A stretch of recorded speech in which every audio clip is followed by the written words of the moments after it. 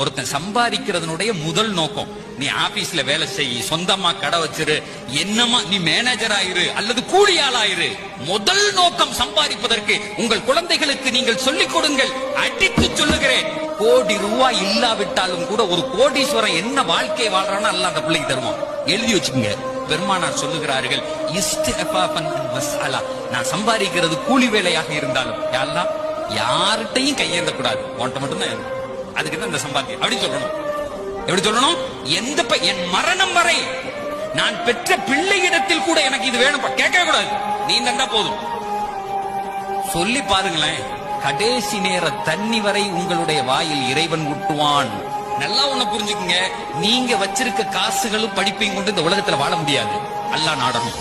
கோடி ரூபாய் இருக்கவன் கூட ஏதாவது ஒரு நோயில இழுத்து பட்டு செத்து போறான். அந்த பணம் பயன்படவே பயன்படாது, அந்த அறிவு பயன்படவே பயன்படாது. இந்த உலகத்தில் எதுவாக இருந்தாலும் இறைவன் நாடணும். எத்தனையோ பேரு ஏழையா இருப்பான், 4 குமர் இருக்கும், கட்டி கொடுத்துருவான். குவைத்துல ஆயில் கம்பெனில மேனேஜரா இருக்கேன், ஆனா இங்க பார்த்தா ஒரு வீடு கட்ட முடியலங்கிறான். என் பிள்ளைய படிக்க வச்சு ஒழுங்கா கட்டி கொடுக்க முடியலங்கிறான். வித்தியாசம் இருக்கு சார்.